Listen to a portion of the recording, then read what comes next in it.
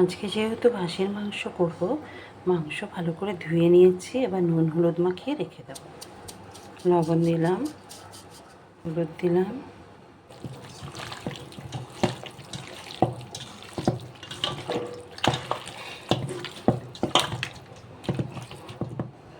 একটু তেল দিলাম, কাশ্মীরি লাল মির্চ দিয়ে দিলাম।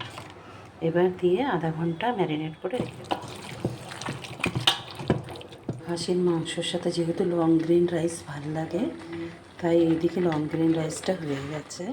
নুন দিলাম, আলুর মধ্যে নুন দিয়ে কাশ্মীরি লাল মির্চ দিয়ে আর হলুদ দিয়ে ভালো করে মাখিয়ে রেখে দেবো। এবার আলুগুলো দিয়ে দিলাম তেলে।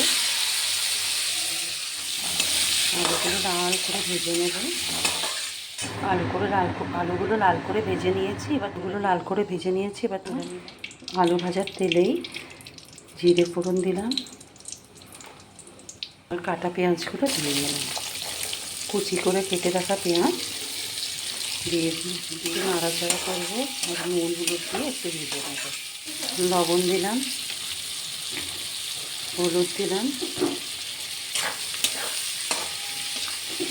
পেঁয়াজটা লাল করে ভাজা হয়ে এবার দুটো পেঁয়াজ, টমেটো, জিরে, ধনে, রসুন, আদা, শুকনো লঙ্কা, একটু দারচিনি দিয়ে এইদিকে আমি একটা পেস্ট করে নিয়েছি। টমেটো, পেঁয়াজ, আদা, রসুন, জিরে, ধনে, শুকনো লঙ্কা, একটু কাঁচা লঙ্কা আর একটু দারচিনির।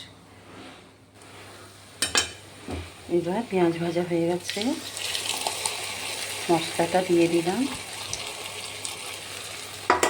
খুব সুন্দর টেস্ট হয়েছে। মশলা যত ভালো পিষবে তত মাংসের স্বাদও বাড়বে। নুন দিলাম, হলুদ দিলাম আর কাশ্মীরি লাল মির্চ দিলাম। মাটন মশলাটা পরে দেব। আর এদিকে মশলাটাকে ভালো করে একটু কষতে দেবো। যতক্ষণ মশলাটা দিয়ে তেল না ছেড়ে যায় মশলাটা কষতে দেবো। এই যেদিকে মাংস আধা ঘন্টা ম্যারিনেট করা ছিল, এবার মাটনগুলো দিয়ে দেবো। তারপরে মাটনের সাথে আলুগুলো আর মশলার সাথে ভালো করে কষতে দেব। মাটনটা দিয়ে দিলাম মশলার মধ্যে। এবার আলুর সাথে মশলার সাথে মাটনটা খুব ভালো করে যতক্ষণ না কষে ততক্ষণ নাড়াতে একটু পরে ঢেকে দেবো, কষাতে থাকবে। এবার মাটনটা দিয়ে দিলাম। মশলার সাথে আলুর সাথে মাটনটা খুব ভালো করে যতক্ষণ না কষে যায় ততক্ষণ ঢাকা দিয়ে রেখে দেবো। তারপরে যখন কষা ভালো মতন হয়ে যাবে কুকারে দুটো সিটি দিয়ে মাংসটা মশলার সাথে ভালো মতন কষে গেছে। এবার আমি কুকারে দিয়ে দেবো। আন্দাজ মতন জল দেবো, দুটো সিটি দিয়ে নামিয়ে দেবো। হাঁসের মাংস খেতে কে কে ভালোবাসেন কমেন্ট করে জানাবেন। দেখুন কালারটাও কি সুন্দর এসছে। আর গন্ধ তো কিছু বলার নেই, সেটা বুঝতে পারবেন না, কিন্তু কালারটা দেখে বুঝতে পারবেন যে কি সুন্দর কালারটা এসছে আর কীরকম সুন্দর কষানো হয়েছে। এবার কুকারে দিয়ে দিয়েছি।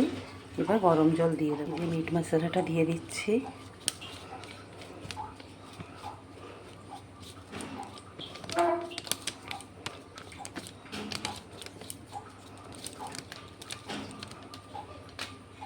মিট মশলা দিয়ে একটু নাড়াচাড়া করে কুকারে দুটো সিটি দিই। মশলা দিলে গন্ধটা খুব সুন্দর বেরোয় আর টেস্টটাও বেড়ে যায়।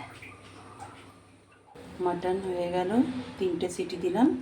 মাটন খুব সুন্দর সিদ্ধ হয়ে গেছে। দেখুন একদম পিসগুলো কি সুন্দর সিদ্ধ হয়ে গেছে। Mutton ready. খুব সুন্দর হয়েছে ঝোলটা।